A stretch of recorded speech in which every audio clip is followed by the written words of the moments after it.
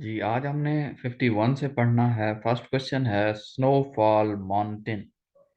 Snow जो गिरती है माउंटेन पे वो कौन से डिग्री सेंटीग्रेड पे होती है? 36 to 38 degree centigrade. Snowfall on the mountain 36 to 38 degree. Next है वधिया मंदिर स्कीम इज रिलेटेड टू। वधिया मंदिर स्कीम बेसिकली इंडियन सब कॉन्टिनेंट में लागू की गई थी, जारी की गई थी। ये रिलेटेड टू थी, एजुकेशन से रिलेटेड थी। ए ऑप्शन है। अब ये जो एजुकेशनल रिफॉर्म्स थी ये इंडिया में इंट्रोड्यूस की गई, जो कि प्योरली एंटी मुस्लिम स्पिरिट था। इसका जो मकसद था वो मुसलमानों का ये जो आइडिया था टू नेशन थ्योरी का, कि हिंदू अलहदा से एक कौम है और मुसलमान अलहदा कौम है। सो इस टू नेशन थ्योरी के आइडिया को डिस्प्लेस करने के लिए, ख़त्म करने के लिए वदिया मंदर स्कीम जो कि एजुकेशन से रिलेटेड थी उसको लागू किया गया था, ताकि मुसलमानों के जो मुस्लिम चिल्ड्रन हैं उनके माइंड से टू नेशन थ्योरी को निकाला जा सके। सो हिंदू कल्चर ताकि प्रमोट किया जा सके, उन्हें हिंदी एजुकेशन दी जा सके एलिमेंट्री लेवल तक। ये वदिया मंदर स्कीम का ये मकसद था, education related. Basically two nation theory को फ्लॉप करना चाहते थे, एंटी मुस्लिम स्पिरिट था। सो एजुकेशन रिलेटेड था। A is the right option. Organization of dependencies of UK, which are now sovereign states where nominal need of organization is British monarch. अब organisation of dependencies of UK, वो organisation जो कि depend करती थी या जिन पे कब्जा था यूके का, which are now sovereign state, अब वो आज़ाद खुद मुख्तार ममालिक हैं, खुद मुख्तार रियासतें हैं। Where nominal need of organisation is British monarch, जिसकी नॉमिनल नीड या ऑर्गेनाइजेशन ब्रिटिश मोनार्क के अंदर है। मींस ऐसी कौन सी ऑर्गेनाइजेशन है जिसमें वो ममालिक हैं, जिसमें वो स्टेट्स हैं जो यूके के अंडर कहीं ना कहीं काम कर चुके हैं, वर्क कर चुके हैं, या यूके की डिपेंडेंसीज के अंदर थे या उसकी कॉलोनीज थे। वो कॉमनवेल्थ ऑर्गेनाइजेशन है। बी ऑप्शन है। अब कॉमनवेल्थ ऑर्गेनाइजेशन इंटरनेशनल लेवल पे एक ऑर्गेनाइजेशन है जिसमें 57 मेंबर कंट्रीज हैं, और ये जितनी भी कंट्रीज हैं ये कहीं ना कहीं यूके के अंडर काम कर चुकी हैं, वर्क कर चुकी हैं। अब ये 1931 में बनी थी कॉमनवेल्थ। लंदन में इसका हेडक्वार्टर है, यूके में। और इसके जो फाउंडर थे वो बरतानिया ही था, ब्रिटिश अंपायर और यूके पार्लियामेंट इन्होंने ही बनाया था, बरतानिया ने ही। So B is the right option, Commonwealth. Antonym of overwrought is. अब ओवररूट का क्या मकसद होता है? ओवररूट का मीनिंग है हीट होना, गर्म होना, गुस्से होना, पुरजोश होना, किसी पे भारी हो जाना, किसी के लिए मुश्किल क्रिएट करना, खुद ट्रबल में होना, थके हुए होना। तो ये सारे उसके सिनोनिम्स दिए हैं। सिनोनिम्स, अब मीनिंग आएगा तो सिनोनिम पहले आएगा तो एंटोनिम से हम जान सकेंगे। सो ओवर थॉट, ओवररॉट का सिनोनिम है एजिटेटेड है, हीटेड है, एक्साइटेड है, फ्रेंजिड है, अपसेट है, हाइपर एक्टिव है, हेक्टिक है और ट्रबल्ड है। ये सिनोनिम्स हैं ओवररॉट के। अब इसका एंटोनिम उसने पूछा है। ऑन एंटोनिम बनते हैं पुरसकून, खामोश, सेरीन। एंटोनिम दिया हुआ है। सेरीन भी इसकी जगह लिख सकते थे, काल्म भी इसका एंटोनिम है। अब ए ऑप्शन राइट है। और कंपोज्ड भी इसका एंटोनिम है। ओवर रूट के एंटोनिम्स हैं serene, calm, composed. These are the antonyms of overwrought. अब नेक्स्ट है change voices, he must be helped by me. Passivise है इसका, एक्टिवाइज आई मस्ट हेल्प हर, मुझे उसकी मदद करनी चाहिए। B is right option. Next है he has no child from his wife.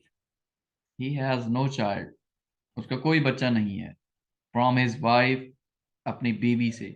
So from is the accurate preposition according to the sentence. Child from होता है, he has no child, उसके पास कोई बच्चा नहीं है, from his wife, अपनी बीवी से. So B is the right option.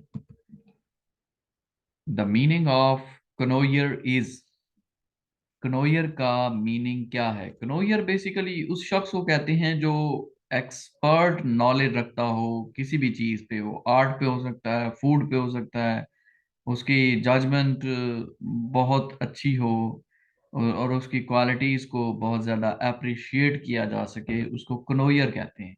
So a lover of art is known as कनोयर.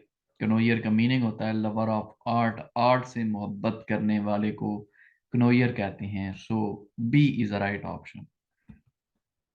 Next है correction. He gave me many advices. ये गलत है सेंटेंस. जहां पे एडवाइसेस आए, मैनी पीसेस ऑफ एडवाइस होता है, एडवाइसेस नहीं होता.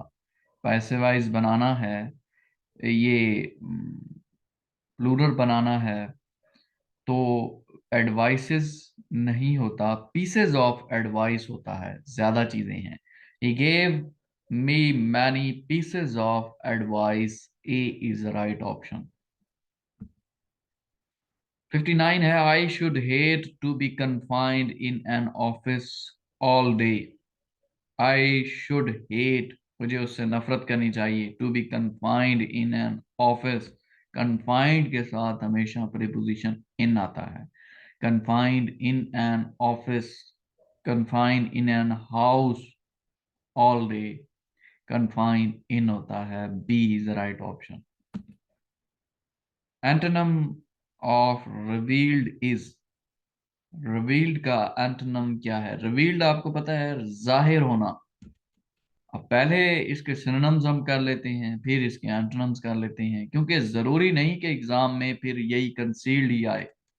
इससे रिलेटेड कोई और एंटोनिम्स डाल देता है, वहां पे आपको प्रॉब्लम होगा और आएगा ही नहीं. सो इसके आपको सिनोनिम्स भी आने चाहिए ताकि वोकैबुलरी आपकी डेवलप हो, और उससे रिलेटेड एंटोनिम्स भी आने चाहिए. अब सिनोनिम्स है रिवील का: डिस्क्लोज, जाहिर करना; डिस्कवर, दरियाफ्त करना; अनकवर, खोलना; एक्सपोज, जाहिर करना; टेल, बताना; शेयर, मालूमात देना; डेवल्ज, राज अफशा करना; अनाउंस, किसी चीज को जाहिर करना. अब ये सारे सिनोनिम हैं रिवील के. रिवील होता है जाहिर करना. अब इसका एंटोनिम तो छुपाना ही बनेगा ना. अब antonyms of reveal is conceal, छुपाना; हाइड, छुपाना; wheel, cover up; mask, clock. ये सारे एंटोनिम्स हैं, इनमें से कोई भी आ सकता है. सो उन्होंने कंसील डाला है, इस वजह से A is the right option. Next है आइडेंटिफाई टाइप ऑफ सेंटेंस.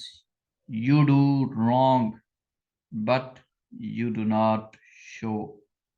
तुमने गलत किया है, but you do not show, लेकिन तुम शो नहीं कर रहे. अब ये कौन सा सेंटेंस है? एम्पैथेटिक सेंटेंस है. एम्पैथेटिक सेंटेंस बेसिकली वो सेंटेंस होते हैं जो किसी की फीलिंग को अंडरस्टैंड करने की एबिलिटी रखते हों, फीलिंग को शो करें किसी दूसरे की. अब यू डू रॉन्ग, तुमने गलत किया है, but you do not show, तुम शो नहीं कर रहे, फीलिंग अपनी जाहिर ही नहीं कर रहे. जाहिर करना ना करना, ये इस तरह के सेंटेंस एम्फैथेटिक सेंटेंस होते हैं. Showing an ability to understand and share the feeling of another. जैसे नीचे सेंटेंस दिया हुआ है: she is compassionate and empathetic towards her daughter. बहुत ज्यादा कंपैशनेट है और एम्पैथेटिक है, हमदर्द है टुवर्ड्स हर डॉटर, अपनी बेटी के बारे में. सो ऐसे सेंटेंस जो फीलिंग को शो करते हैं या फीलिंग को छुपाएं, वो एम्पैथेटिक सेंटेंस होते हैं. C is the right option. Synonym of native is, native मकामी को कहते हैं. नेटिव, मकामी. अब कॉमन सिनोनिम्स हैं नेटिव के: एब ओरिजिनल, एंडेमिक, इंडिजीनियस. इंडिजीनियस मकामी होता है, एंडेमिक मकामी. एब ओरिजिनल किसी नेटिव से रिलेटेड है, सिनोनिम्स है उसका, मकामी. सो एंडेमिक, इसमें राइट ऑप्शन है, A is the right option. Synonym of native is endemic, endemic. Choose correct one. Hundred of people are watching the match on TV. Hundreds of people, सैकड़ों की तादाद में लोग are watching the TV, are watching the match, match देख रहे हैं on TV। अब नीचे जो सेंटेंस दिए हुए हैं, a hundred of people, a hundred of people कभी भी नहीं होता। hundreds of people are watching the time, पहले जमा लगा रहा है हंड्रेड, हंड्रेड्स, फिर सामने आ लगा रहा है एक, सौ। अब जमा है तो फिर ए क्यों आएगा? इस वजह से ग्रामेटिकल मिस्टेक है। हंड्रेड ऑफ पीपल ये भी नहीं होता, हंड्रेड्स होता है। So A is the right option. Hundreds of people are watching the match on TV, A is the right option. Choose the correct one. Both sisters are in the same class. दोनों बहनें same class में हैं। Both sisters are in same class. So A is the right option. Replace the underlined word. He is very obliged. Very नहीं आएगा, he is much obliged. Very की जगह much लगा देंगे। उसे बहुत ज्यादा तरजीह दी जाती है, oblige किया जाता है किसी भी मामलात में या हर मामलात में। Much obliged. Change voices. Let us nicely play here. Play here nicely. Play here, B is the right option. Nicely. Let us जहां पे हो सिंपल, play here nicely ही आएगा। Mood is a type of which effect. Mood इंसान का जो mood है क्या है, उसका एक्सप्रेशन को शो करता है, उसके बिहेवियर को। जैसे कह देते हैं आज आपका मूड ठीक नहीं है। मूड क्या है? एक एक्सप्रेशन है, एक्सप्रेशन को जाहिर करता है, बिहेवियर को शो करता है। सो इसमें B is the right option. Mood is a type of which effect expression, B is the right option. अब नेक्स्ट है the synonym of ambiguous. Ambiguous, मध्यम, जो सही तरीके से जाहिर ना हो, सही तरीके से दिखाई ना दे, उसे इम्बिगुअस कहते हैं। अब इसके कॉमन सिनोनिम्स हैं। एम्बिगुअस के क्रिप्टिक है, वाजे दिखाई ना देना, डार्क है अंधेरा होना, एनिग्मेटिक होना, वाजे क्लैरिटी ना होना, इक्विवोकल होना, ऑब्सक्योर होना, धुंधला होना, वेग होना। अब वेग उसका कॉमन सिनोनिम्स में दिया गया है। अगर नेक्स्ट बाकी पेपर्स में कहीं आ जाता है तो वेग की जगह ऑब्सक्योर आ सकता है, इक्विवोकल आ सकता है, एनिग्मेटिक आ सकता है, डार्क हो सकता है, क्रिप्टिक हो सकता है। तो आपको ये सारे सिनोनिम्स आने चाहिए, इंपॉर्टेंट है। Which key is use to show slide show in PowerPoint. PowerPoint में कौन सी की इस्तेमाल की जाती है? उसे कंप्लीट करने के लिए, उस स्क्रीन को पूरा लगाने के लिए, कंप्लीट करने के लिए F5 हम इस्तेमाल करते हैं। अब स्क्रीन हमारी हाफ होती है, जैसे ESC प्रेस करते हैं तो हाफ हो जाती है, फिर F5 प्रेस करते हैं तो स्लाइड जो है वो कंप्लीट उसकी पूरी स्क्रीन पे आ जाती है। सो F5 होता है, B is the right option. IBM we used in our daily life was invented by Philip Donaldney. IBM international business machine एक कंप्यूटर की मल्टीनेशनल कंपनी है, कॉरपोरेशन है, जो कि हार्डवेयर के सामान, साजो सामान बनाती है। अब IBM कहाँ पे है? और मोंक में है, न्यूयॉर्क में। ये पूछा जा सकता है कि इसका हेडक्वार्टर कहाँ पे है? न्यूयॉर्क में और मोंक में। और इसके जो ऑपरेशन है डिफरेंट किस्म के 171 कंट्रीज तक फैले हुए हैं। IBM बेसिकली कंप्यूटर की एक मल्टीनेशनल कंपनी है, हार्डवेयर कंपनी है। और इसके जो करंट चीफ एग्जीक्यूटिव ऑफिसर हैं उनका नाम अरविंद कृष्णा है, जो कि 6 अप्रैल 2020 में अपॉइंट किया गया था। इसका हेडक्वार्टर अरमोंक न्यूयॉर्क में है और ये फाउंड हुई थी 1911 में, 1911 में न्यूयॉर्क में एंडीकॉट में। The extension of Notepad is .txt। Notepad की एक्सटेंशन क्या होती है? जैसे वर्ड की WORD होती है, इसी तरह पीडीएफ होती है, पोर्टेबल डिस्क फॉर्मेट। इसी तरह वर्ड की होती है, फिर नोट पैड की जो है वो डॉट टी एक्स टी होती है extension. Hyperlink is used for, hyperlink किसके लिए इस्तेमाल किया जाता है? हाइपरलिंक इमेज के लिए भी होता है, वीडियो के लिए भी होता है, ऑडियो के लिए भी होता है। ये नहीं होता, बल्कि हाइपरलिंक बेसिकली एक लिंक होता है जो किसी दूसरी चीज को शो करने के लिए वहां पे लिंक लगा दिया जाता है, ताकि अगर उसका जिक्र हो तो फिर उस लिंक पे क्लिक किया जा सके और उस वीडियो या तस्वीर उस लिंक के जरिए जो बनाई गई है उसको दिखाया जा सके। अगर मैं यहाँ पे इस स्लाइड में कोई भी लिंक लगा देता हूँ कोई तस्वीर शो करने के लिए या वीडियो दिखाने के लिए, तो वो हाइपर लिंक कहलाएगा। उस लिंक पे क्लिक किया जाएगा तो वो जो इमेज है या वीडियो है वो सामने ओपन हो जाएगी। इसको हाइपर लिंक कहते हैं। सो इनमें से नन ऑफ दीज आएगा। हाइपर लिंक बेसिकली एक लिंक होता है जो कि टारगेट करता है किसी भी चीज़ को, किसी वीडियो को, किसी डॉक्यूमेंट्स को, किसी इमेजेस वगैरह को। सो इनमें से नन ऑफ दीज आएगा। The basic language of computer consist of, जो बुनियादी लैंग्वेज है कंप्यूटर की वो किस चीज़ पे मुनहसर होती है? वो ओपी कोड पे भी होती है और ऑपरेंड पे भी होती है। सो सी इज द राइट ऑप्शन। अब लैंग्वेजेस जो होती हैं वो कंप्यूटर की तीन है बेसिकली, असेंबली लैंग्वेज है, मशीन लैंग्वेज है और हाई लेवल लैंग्वेज है। जो मशीन लैंग्वेज है ये सबसे ज़्यादा इस्तेमाल की जाती है, और ये जो ऑप कोड हैं या ऑपरेंड हैं ये मशीन लैंग्वेज के ही पार्ट हैं। So basic language of computer consist of opcode and operand. C is the right option, both A and B. DNS stands for Domain Name System। DNS होता है domain name system.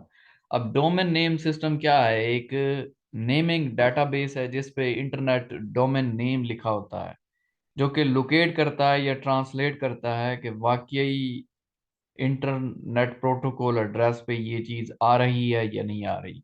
Domain name system basically files की location करता है कि क्या ये accurate file है और एक्यूरेट एड्रेस पे जा रही है। तो ये इसलिए इस्तेमाल होता है DNS for domain name system. अब मैथमेटिक्स का क्वेश्चन है, इसको आपने अच्छे तरीके से अंडरस्टैंड करना है। बहुत ही इजी है, कोई ज़्यादा डिफिकल्ट नहीं है। इसमें अंडरस्टैंडिंग की ज़रूरत है, और से पढ़िएगा इसको। A village has 5,860 voters, of whom 7% of usual forget to vote. अब एक विलेज है जिसमें 5,860 वोटर्स हैं, रहते हैं। उनमें से 7% जो हैं वो वोट नहीं देते या भूल जाते हैं। इन अब इसको आपने याद रखना है। In order to win an election, election जीतने के लिए candidate must gain at least 50% of the remaining voters. Election जीतने के लिए आपको 58-60 में से ये 7% निकाल के जितने भी वोट बनेंगे उसका 50% निकालना है, और 50% से ज्यादा अगर आपने वोट हासिल किए हैं तो आप इलेक्ट हो सकते हैं। ये लिखा हुआ है। In order to win an election a candidate must gain at least 50% of the remaining votes. How many votes does he need to, in order to win? जीतने के लिए कितने वोट्स की जरूरत है? अब आप याद रखिएगा 5,860 वोटर्स हैं जिसमें से 7% भूल जाते हैं वोट देना। अब उन 7% को हम निकाल लेते हैं। तो 5,860 का 7% लेंगे, 410 बनता है। अब 410 को इसमें से निकाल लेंगे, 58-60 टोटल थे, 410 इसमें से निकालेंगे तो 5,450 बच जाएंगे। ये वोटर्स हैं। इनका उसने कहा है कि 50% से ऊपर या 50% अगर गेन कर ले तो वो जीत जाएगा इलेक्शन। अब 54-50 है, इसका 50% लेंगे, 2 पे डिवाइड कर देंगे तो कितने बनते हैं? 27-25। यही हमारा राइट ऑप्शन है। 2,725 वोट अगर वो लेगा तो वो विन कर लेगा। बहुत ही इजी है।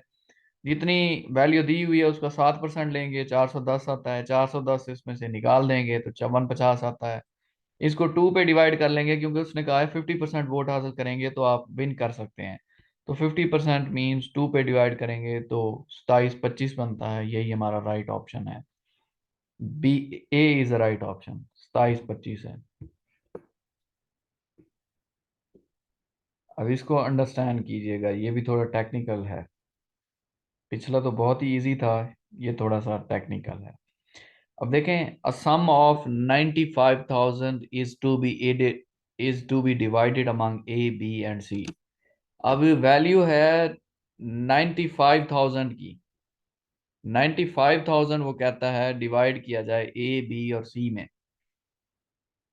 किस तरीके से? In such a way that A ratio B 2:3 है, ए की 2 है, बी की 3 है, फिर बी की 2 है, सी की 3 है। What will be the share of A? तो ए का शेयर क्या बनेगा, ए का शेयर क्या होगा, यह हमने बेसिकली फाइंड करना है। तो देखें, इसका इस तरह के क्वेश्चन अगर कोई आ जाए, उसका मेथड ये है। देखें, ये भी सेम है 2:3, ये भी 2:3। सो इनको निकालने के लिए बेसिकली हम इनमें से एक को 2 से मल्टीप्लाई कर देंगे, 2 को मल्टीप्लाई करेंगे 2 से, फिर 3 से, और फिर 3 को मल्टीप्लाई कर देंगे 2 से, फिर 3 से। अब इसमें देखिएगा, अब यहाँ पे ए रेशो बी था, ए रेशो बी, उसको किससे मल्टीप्लाई कर देंगे? 2 से, ये वाला 2। ए रेशो बी लिख के मल्टीप्लाई बाय ये 2। अब फिर क्या लिखेंगे? 2 से मल्टीप्लाई कर दिया। अब यहाँ पे 3 लिख देंगे, दूसरा 3 था। आगे किससे मल्टीप्लाई करेंगे? बी रेशो सी से। एक को 2 से, क्योंकि ये 2 था, 2:3 है, ये भी 2:3 है। सो एक का आंसर निकालने के लिए पहले को 2 से मल्टीप्लाई करेंगे, दूसरे को 3 से मल्टीप्लाई करेंगे। अब देखें, यहाँ ए की वैल्यू क्या थी? ए की वैल्यू थी 2। 2 से मल्टीप्लाई होगा तो क्या बन जाएगा? 4 बन जाएगा। बी की वैल्यू कितनी थी? 3। बी को 2 से मल्टीप्लाई करेंगे तो क्या बन जाएगा? 6 बन जाएगा। अब यहाँ पे 3 से मल्टीप्लाई कर रहे हैं, बी की वैल्यू कितनी है? बी की वैल्यू यहाँ पे देखें 2 है। सो 2 से मल्टीप्लाई करेंगे तो कितने होते हैं? 3 मल्टीप्लाई बाय 2, 6 होता है। यहाँ सी की वैल्यू देखें 3 है, तो 3 मल्टीप्लाई बाय 3 कितने होते हैं? 9। सो 6:9। अब क्या होता है? ए रेशो बी रेशो सी, यूं लिखेंगे। अब ए की वैल्यू क्या है? ए की वैल्यू कितनी निकली है? 4। यहाँ पे 4 लिख देंगे। बी की वैल्यू कितनी निकली है? बी की वैल्यू ये है 6, 6 लिख देंगे। सी की वैल्यू कितनी निकली है? 9, यहाँ पे 9 लिख देंगे। अब हमें मालूम हो गया कि ए की वैल्यू क्या है, बी की वैल्यू क्या है, सी की वैल्यू क्या है। अब उतने परसेंट पे हम उसको उसका शेयर दे देंगे। अब ए शेयर इज इक्वल टू, ए का शेयर उसने कहा है कितना होगा इनमें डिवाइड करने के बाद। ए का शेयर क्या है? 4 है, क्योंकि ए की वैल्यू देख लें 4 है। 4 डिवाइडेड बाय 19 डिवाइडेड बाय ये तीनों का 4 + 6 कितने होते हैं? 10 और 9 19। ये तीनों को डिवाइड कर देंगे। 4 divided by 19 multiply by total रकम कितनी है? 95,000। इससे मल्टीप्लाई कर देंगे। 4 डिवाइडेड बाय 19 मल्टीप्लाई बाय 95,000 कितना आता है? 20,000। 20,000 शेयर बनता है ए का। सो यही हमारा राइट ऑप्शन है, B is the right option, 20,000। जी, नेक्स्ट ऑप्शन है the area of the circle is 38.5। एक सर्कल है, उसका एरिया उसने दिया हुआ है 38.5 मीटर स्क्वायर है। Then its circumference will be, तो इसका सरकमफेरेंस कितना होगा? अब ये थोड़ा सा समझने का क्वेश्चन है, इसको गौर कीजिएगा। देखें, जो सरकमफेरेंस का फार्मूला होता है वो होता है 2πr। आपने अगर छठी, सातवीं, आठवीं में किए होंगे ये। सरकमफेरेंस का फार्मूला होता है 2πr। अब हमारे पास एरिया ऑफ सर्कल तो है, लेकिन हमारे पास आर नहीं है, आर रेडियस को कहते हैं। सो पहले तो हम रेडियस को फाइंड करेंगे, उसके बाद हम सरकमफेरेंस को फाइंड करेंगे। अब रेडियस फाइंड यहाँ से होगा एरिया ऑफ सर्कल से। एरिया ऑफ सर्कल का फार्मूला होता है, यहाँ पे लिखेंगे area of circle is equal to pi और स्क्वायर। ये फार्मूला होता है एरिया ऑफ सर्कल का। अब एरिया ऑफ सर्कल दिया हुआ है कितना है? 38.5। ये देखें, एरिया ऑफ सर्कल लिखा है पाई आर का स्क्वायर। ये फार्मूला है एरिया ऑफ सर्कल का। जो एरिया ऑफ सर्कल दिया हुआ है, पहले इसी में से हम आर को फाइंड करेंगे। फिर जाके सरकमफेरेंस निकलेगा। सो एरिया ऑफ सर्कल, इसका फार्मूला है pi r square. Area of circle की जगह क्या आ जाएगा, 38.5 आ जाएगा क्योंकि दिया हुआ है। और आगे इज इक्वल टू, पाई की वैल्यू होती है 22.7, 22/7 या 3.57 या 3.14। ये आप 22 को 7 पे डिवाइड करें, जितनी आएगी 3.14 आती है नियरली। सो 22/7 इसको यूं लिख लें या फिर पॉइंट में लिख लें। अब यहाँ पे आगे नेक्स्ट है आर का स्क्वायर। अब इसको फाइंड करने के लिए आप इसका बटा कर दें 3.14, क्योंकि पाई की वैल्यू यही होती है, और इधर भी 3.14। ये इससे डिवाइड हो जाएगा, इसको डिवाइड करेंगे तो कितना बनता है, 12.25 बनता है। So r square is equal to 12.25। Multiply तो इजीली आप कर लेंगे, और इसका भी अंडर रूट ले लेंगे, इसका भी अंडर रूट ले लेंगे, क्योंकि ये आर का स्क्वायर है, हमें वैल्यू चाहिए आर की। So r is equal to 3.5 centimetre. R की वैल्यू कितनी है, 3.5 सेंटीमीटर। अब आर निकल गया है तो सरकमफेरेंस इजीली निकल आएगा। सरकमफेरेंस ऑफ सर्कल होता है 2 पाई आर। सो 2 लिख देंगे, पाई की वैल्यू है 22/7 मल्टीप्लाई बाय आर की वैल्यू कितनी निकली है, 3.5, वो डाल देंगे। इनको आपस में मल्टीप्लाई करेंगे तो 22 सेंटीमीटर आता है। 22 मीटर हमारा राइट ऑप्शन है, B is right option, 22। Next है, if a person complete a work in 12 days. एक शख्स है जो कि अपना काम 12 दिनों में खत्म कर लेता है। नेक्स्ट है, पर्सन बी इन 6 डेज। जो पर्सन बी है वो 6 दिनों में खत्म कर लेता है। ये थोड़े टेक्निकल क्वेश्चन है, पिछला भी और ये भी। दे स्टार्ट वर्किंग टुगेदर, वो दोनों इकट्ठा काम करना शुरू कर देते हैं। अब ए जो है ये अपने काम को मुकम्मल करता है 12 दिनों में, बी अपना काम मुकम्मल करता है 6 दिनों में। अब दोनों क्या करते हैं, इकट्ठा काम करना शुरू कर देते हैं। तो how many days will they will complete the work, तो उन्हें कितने दिन लगेंगे कंप्लीट करने में काम को।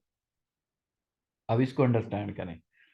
देखें, अब ऊपर दिया हुआ है कि जो ए है वो कितने दिनों में मुकम्मल करता है, 12 दिनों में, यहाँ पे दिया हुआ है 12 दिनों में। और जो बी है वो 6 दिनों में मुकम्मल कर लेता है, कंप्लीट कर लेता है। या फिर एक 6 दिन में करता है, एक 12 दिन में करता है। अब क्या करेंगे, अब 6 डेज में ये कंप्लीट करता है। हम इमेजिन कर लेते हैं कि 1 डे में वो, एक दिन में वो कितना काम करेगा, 1/6 पार्ट काम करता है एक दिन में, जस्ट एक दिन में 1/6 पार्ट, मतलब छठा हिस्सा वो काम करता है, तो 1/6 पार्ट। और जो 12 दिन में मुकम्मल करता था उसको हम एक दिन में, अगर एक दिन का वो कितना काम करेगा, 1/12 काम करेगा। अब इस तरह के जितने भी क्वेश्चन आए आपने इसी तरीके से करना है, ये बेस्ट वे है और बड़े इजी तरीके से सॉल्व हो जाता है। सो 1/6 था, इसको लिख देंगे, प्लस 1/12 था, इसको इसमें ऐड कर लेंगे दोनों को। अब ये 1/6 है,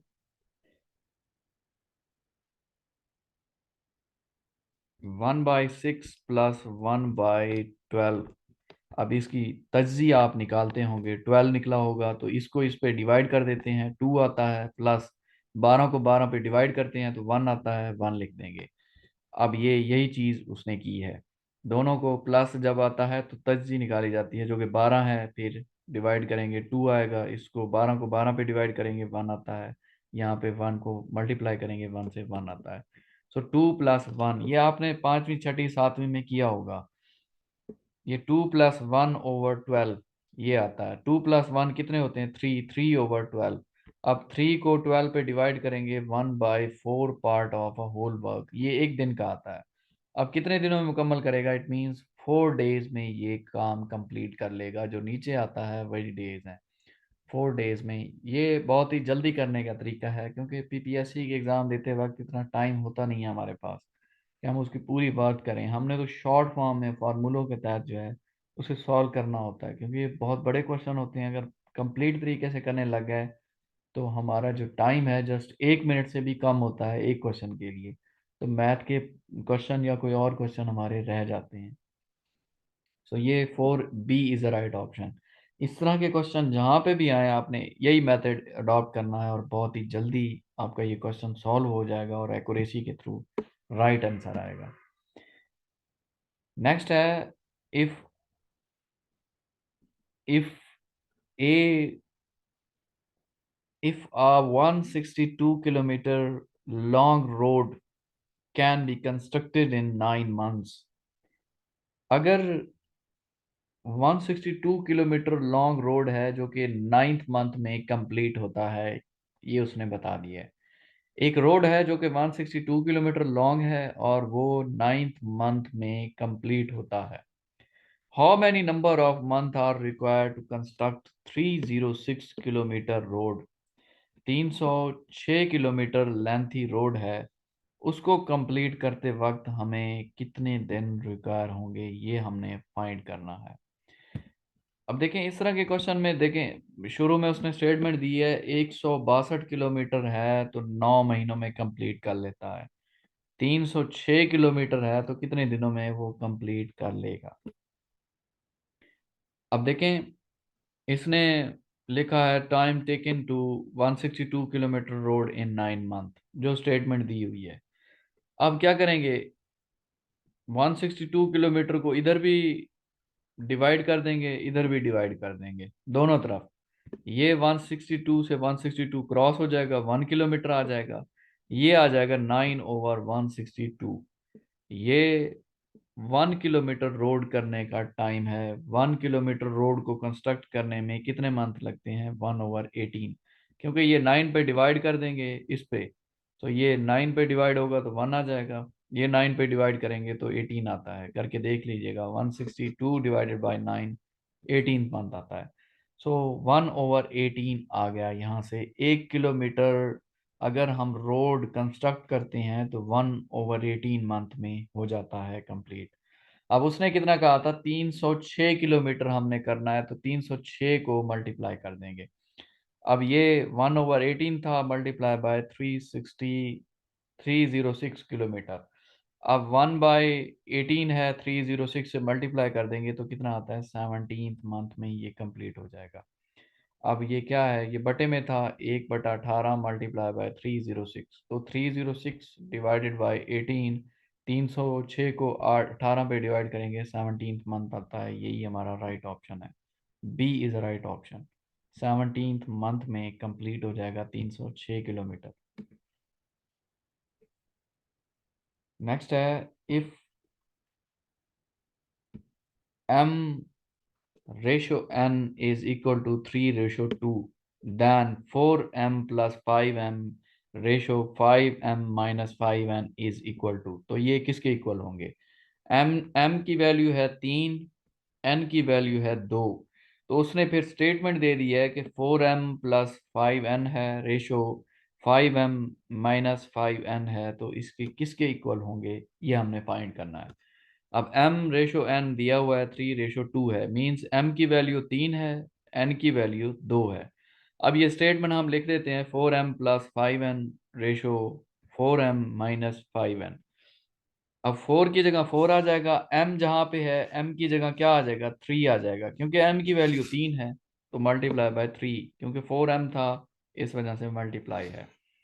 अब प्लस कर देंगे 5, आगे n की वैल्यू कितनी है? 2, तो 2 आ जाएगा। फिर रेशो है, रेशो लिख देंगे, 4 था, बस वैल्यू पुट करते जाएंगे। m जहाँ पे है 3, n जहाँ पे है वहाँ पे 2। सो 4 को मल्टीप्लाई करेंगे 3 से 12 होता है, 5 को मल्टीप्लाई बाय 2 करेंगे 10 होता है। अब ये 12 और 10 कितने होते हैं? 22 होते हैं, ये आ गया। अब रेशो, रेशो लिख दिया, 4 मल्टीप्लाई बाय 3 कितने होते हैं? 12, 5 मल्टीप्लाई बाय 2 कितने होते हैं? 10। तो 12 में से 10 जब लेस करेंगे तो 2 आता है। अब ये 22 है, ये 2 हैं, इसको 11 पे डिवाइड करेंगे, 2 पे डिवाइड करेंगे, इसको भी 2 पे, ये 1 आ जाएगा, इसको 2 पे करेंगे तो 11 आ जाएगा। 11:1, यही हमारा राइट ऑप्शन है, B is right option.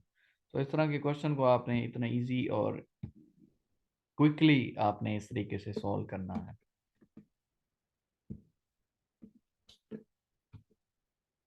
Next है, इस स्टेटमेंट पे आपने बहुत ज़्यादा फोकस करना है, क्योंकि अगर स्टेटमेंट ही आप समझ लेते हैं इस क्वेश्चन की तो आपका क्वेश्चन इजी लगने लगेगा आपको। अगर स्टेटमेंट समझ नहीं आती तो फिर ये बहुत डिफिकल्ट हो जाएगा। वो कहता है 3 times of the first of 3 consecutive odd integer.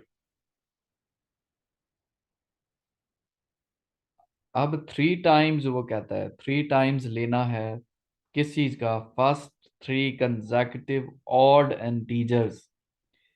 पहले 3 कंसेक्यूटिव हों भी ऑड इंटीजर्स लेने हैं, वो फर्ज करना है, और उसका 3 टाइम्स लेना है, ये बाद में करना है। पहले तो हमें 3 इंटीजर्स को डेवलप करना है।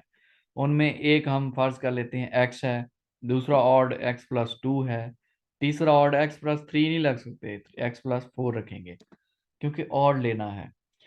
इसलिए x+x+2 + x+4, ये 3 इंटीजर्स हमने डेवलप कर लिए। अब क्या कहते हैं, 3 times of the first, 3 times लिख लेना है। x कितना था, x था, तो इसको 3x कर लेना है। 3x इज इक्वल टू, हम स्टेटमेंट बना रहे हैं। नेक्स्ट है, is 3 more than twice the third. अब 3 टाइम्स लेना था, हमने 3x लिख दिया। फर्स्ट 3 कंसेक्यूटिव ऑड इंटीजर हमने ले लिए, ये ले लिए, इनको लिख लिया। उसके बाद कहता है odd integers is 3 more than, 3 मोर, 3 यहाँ पे लगा देंगे, 3 मोर है तो +3 लिख देंगे। अब नेक्स्ट क्या करना है, ट्वाइस द थर्ड। जो थर्ड था, थर्ड कौन सा इंटीजर था हमारा, ये था, x+4 था। उसको क्या करना है, ट्वाइस द थर्ड, इसको डबल करना है। सो 2 से इसको मल्टीप्लाई कर लेंगे, 2 × x+4। ये हमारी एक स्टेटमेंट बन गई है, जो कि उसी क्वेश्चन के अंदर दी हुई थी, लेकिन बहुत से स्टूडेंट इस स्टेटमेंट को ही अंडरस्टैंड नहीं कर पाते, इसलिए ये क्वेश्चन इस तरह के बहुत ज़्यादा गलत हो जाते हैं। सो इस स्टेटमेंट को समझने की जरूरत है। पहले देखें, दोबारा से बता रहा हूँ, 3 times of the first 3 consecutive odd integers. 3 consecutive odd integers लेने हैं, हमने फर्ज किया x है, x+2 है, x+4 है। फिर कहता है 3 टाइम्स लेना है, तो 3x लिख दिया इज इक्वल टू, फिर वो कहता है 3 मोर देन, 3 मोर कहा है तो +3 कर देंगे आगे जाके। फिर कहता है ट्वाइस द थर्ड, जो थर्ड था ये वाला इंटीजर, इसको डबल कर देना है, ट्वाइस कर देना है, 2 से मल्टीप्लाई कर देना है, 2 × x+4। अब ये हमारी स्टेटमेंट बन गई है, इसको हम सॉल्व करेंगे, हमारा आंसर आ जाएगा। अब ये क्या था, 3x था, 3x। अब इसको क्या करेंगे, 2 को x से मल्टीप्लाई करेंगे, 2x आ जाएगा। 4 को 2 से मल्टीप्लाई करेंगे, 8 आ जाएगा। आगे क्या था, 3 था, तो 3 लिख देंगे। सो 3x, अब ये 2x यहाँ प्लस में था, इधर आके माइनस हो जाएगा। 8 + 3 कितने होते हैं, 11 होते हैं, ये लिख देंगे। सो 3x - 2x क्या बच जाएगा, इसमें से जस्ट x बच जाएगा, x इज इक्वल टू 11। अब x की वैल्यू 11 है। अब उसने पूछा है द थर्ड इंटीजर इज, तीसरा इंटीजर क्या बनेगा। x की वैल्यू हमारी कितनी है, 11 है। अब थर्ड इंटीजर हमारा क्या था, ये था, x+4 हमारा थर्ड इंटीजर था। x की वैल्यू कितनी अब हमने निकाली है, 11 लिख देंगे। 11 आगे क्या है, 4। सो 11 + 4 कितने होते हैं, 15 होते हैं। 15 हमारा राइट आंसर है, ये 15 है। सी इज द राइट ऑप्शन, सी हमारा राइट ऑप्शन है।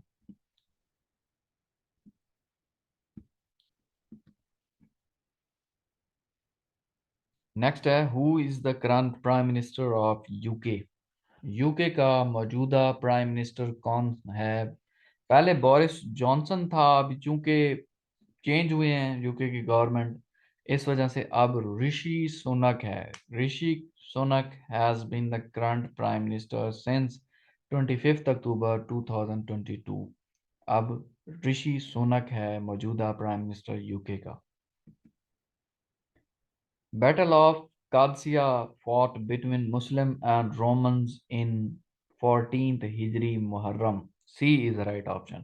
मुहर्रम का महीना था बेसिकली, और 14 हिजरी को हुई थी, 636 ईस्वी बनते हैं। बैटल ऑफ कौदसिया, जो कि अल हीरा के करीब लड़ी गई थी। ये बैटल आजकल अल हीरा जो एरिया है वो इराक में है, between the forces of Sasanian dynasty और अरब आर्मी के खिलाफ। सैनियान डायनेस्टी जो कि रोमन्स थे, और अरब आर्मी जो कि मुस्लिम थे। इसमें अरब की विक्ट्री हुई थी, इन्होंने रोमन्स को हरा दिया था और वहाँ पे मुसलमानों का इन्होंने झंडा गाड़ा था, मुसलमानों का रूल स्टार्ट किया था। So 636 AD and 14th Hijri, it was a month of Muharram. C is the right option. The meaning of Khawarij is, अब Khawarij का meaning क्या है? Rebels, बागी। Khawarij means rebel, बागी। Surname of mother of Hazrat Abu बकर रजी अल्लाह ताला अन्हु। हजरत Abu बकर रजी अल्लाह ताला अन्हु की माँ का सरनेम क्या था? उम्मुल खान था। Ummul Khan was the mother of Hazrat Abu बकर रजी अल्लाह ताला अन्हु। हजरत अबू बकर रजी अल्लाह ताला अन्हु खुलफा राशिदीन में पहले खलीफा थे, जो कि आप सल्लम की डेथ के बाद अपॉइंट किए गए थे। हजरत अबू बकर सदीक रजी अल्लाह ताला अन्हु, आपका टेन्योर 632 ईस्वी से लेकर 634 ईस्वी तक था। 2 साल 3 महीनों के लिए आप आए, आपकी नेचुरल डेथ हुई थी। और आप हजरत आयशा रजी अल्लाह ताला अन्हु के वालिद थे, और फादर इन लॉ भी थे आप सल्लम के, क्योंकि हजरत आयशा से आप सल्लम ने शादी की हुई थी, इस वजह से आप फादर इन लॉ भी थे आप सल्लम के। और इसके अलावा आप 573 ईसी में मक्का में पैदा हुए थे, और 634 एडी में आपकी डेथ हुई थी मदीना में। आपके बच्चे हजरत आयशा रजी अल्लाह ताला अन्हा थी और हजरत इब्ने अबी बकर थे। आपका पूरा नाम अबू बकर एस सिद्दीक अब्दुल्ला बिन अबी कुहैफा था, और आपकी मिसेस का नाम अस्मा बिन्त उवैस था। नेक्स्ट है, इन हजरत अबू बकर रजी अल्लाह ताला अन्हु the era of size of Damascus bye Muslim army was started on. हजरत उमर रजी अल्लाह ताला अन्हु के दौर में दमस्कस के किला को सर करना, साइज कहते हैं किला को सर करना, किला पे अटैक करना, किला को फतह करना। साइज ऑफ दमस्कस, दमस्कस के किला को फतह किया था bye Muslim army.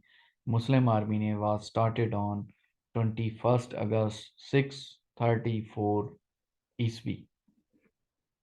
A is the right option. उस वक्त हजरत अबू बकर रज़ी अल्लाह ताला अन्हु का दौर था, जब आपने दमस्कस के किले पे अटैक किया और फिर विन भी किया था उसे। The real name of Abu Jahl was, Abu Jahl का असली नाम क्या था? उमराव बिन हशाम था। अबू जहल जो कि जंग बदर फाइट करने के लिए आया था यहूदियों की तरफ से, और इसी जंग में ही मारा गया था। उसका असल नाम उमराव बिन हशाम था। Who was a student of Hazrat Abu Huraira रज़ियल्लाहु ताला अन्हु who helped him to compile ahadith? हजरत अबू हुरैरा रज़ियल्लाहु ताला अन्हु को स्टूडेंट कौन था जिसने आपको अहदीस को कंपाइल करने में हेल्प की थी? हरमान इब्ने मुनाबा था। हरमान इब्ने मुनाबा जो कि स्टूडेंट था हजरत अबू हुरैरा का, जिसने अहदीस को कंपाइल करने में आपकी हेल्प की थी। मुस्तदर्रक हाकिम was an important book. It was written by Muhammad bin Abdullah. मुस्तदारम हाकिम बुक लिखी थी मोहम्मद बिन अब्दुल्ला ने। कंपाइलेशन ऑफ आदीस, आदीस का मुकम्मल होना क्या कहलाता है? तदवीन। तदवीन, हदीस का कंपाइल होना, कंपाइलेशन होना, मुकम्मल होना तदवीन कहलाता है। यार जिंदा सोबत बाकी से क्या मुराद है? जिंदा रहे तो मिलते रहेंगे। यार